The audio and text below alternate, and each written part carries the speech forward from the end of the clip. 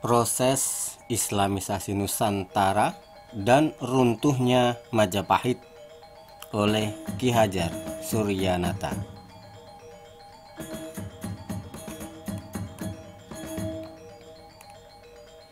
Hasil penelitian Profesor Dr. Slamet Muljana yang berjudul Runtuhnya Kerajaan Hindu Jawa dan Timbulnya Negara-negara Islam di Nusantara, penerbit LKIS edisi pertama 2005 halaman 182 sampai 188 ini akan mencengangkan kita semua. Profesor Dr. Slamet Muljana mengungkap bahwa kehancuran Majapahit berawal dari datangnya utusan atau ekspedisi dari Tiongkok yang dipimpin oleh Laksamana Cheng Ho.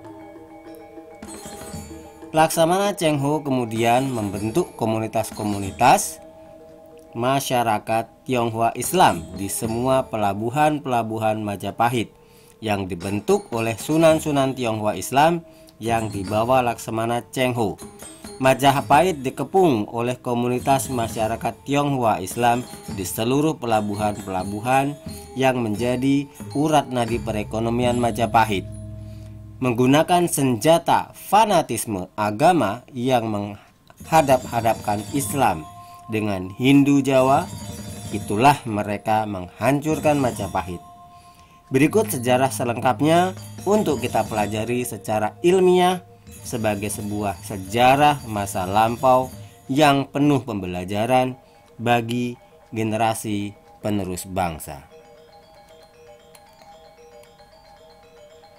Dalam kehidupan yang serba mewah dan kesejahteraan rakyat yang sangat tinggi tingkatannya, para pembesar Majapahit sepeninggalan Gajah Mada agak lengah.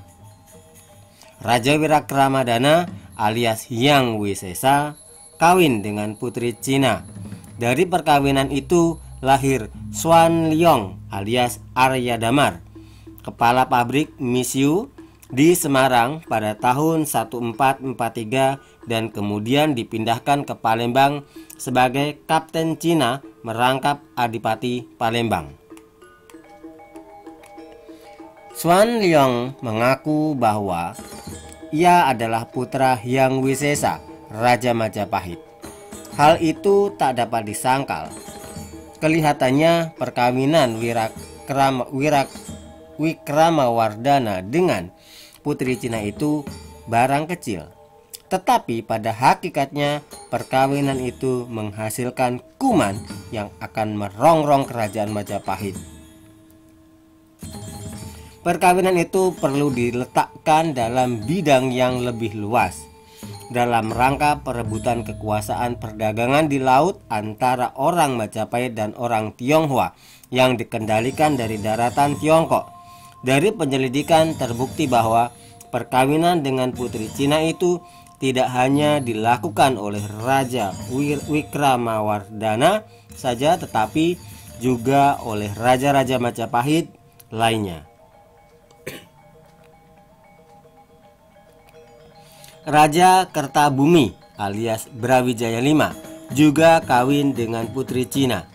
Dari perkawinan itu lahir Jin Bun alias Raden Patah, yang pada tahun 1478 sebagai anak muda yang sedang berumur 23 tahun berhasil merobohkan pemerintahan Majapahit. Sudah pasti bahwa banyak lagi pembesar Majapahit yang kawin dengan putri Cina, tetapi tidak tercatat dalam sejarah.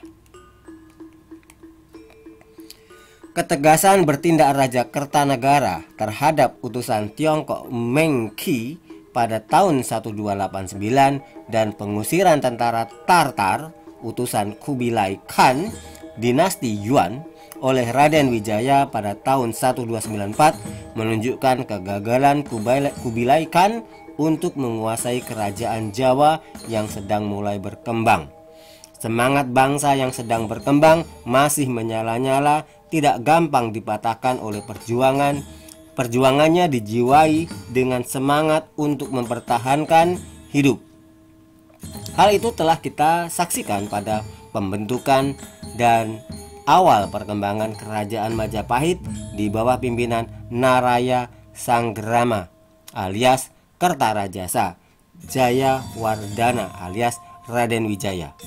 Namun Tiongkok yang pada waktu itu mengakui kekalahannya tetap menunggu kesempatan yang baik untuk melaksanakan impiannya menguasai lautan Asia Tenggara. Pada tahun 1253, adik Kaisar Kubilai yang diserahi pemerintahan atas daerah Hunan, dan Shenxi dikirim ke selatan untuk menundukkan kerajaan Nanchao di Yunan. Dengan cara membujuk suku Wu, ia berhasil menghancurkan kerajaan Nanchao yang dipimpin oleh suku Pai dan Tai. Suku Pai diusir ke selatan. Suku Pai itu mengungsi ke Siam dan kemudian mendirikan kerajaan di daerah Siam dan membentuk bangsa Tai di Siam. Yunan seluruhnya jatuh dalam kekuasaan Tiongkok. Kubilai berhasil menguasai seluruh Tiongkok, menyebut dirinya Putra Langit dan mengambil nama Yuan untuk dinastinya. Kubilai belum puas dengan penguasaan daratan Asia dan lautannya. Ia menginginkan agar semua negara di sepanjang pantai Asia mengakui kekuasaannya sebagai Putra Langit dan mempersembahkan upeti ke istana Xiangtu. Barang siapa tidak mau mengakui kekuasaannya dan menyerahkan upeti Xiangtu dipukul dengan kekerasan. Setelah Korea ditundukkan, Kubilai segera mengirim utusannya ke Jepang dengan permintaan agar Kaisar Jepang juga mengakui kekuasaannya dan mengirim utusan ke Tiongkok dengan membawa upeti. Permintaan itu ditolak mentah-mentah oleh Kaisar Jepang. Demikianlah pada tahun 1274 Kubilai mengirim armada penuh dengan tentara Mongolia dan Korea ke Jepang. Namun armada diserang oleh angin ribut dan taufan, sehingga maksud menundukkan Jepang gagal di tengah jalan. Bersambung oleh Ki Hajar Suryanata.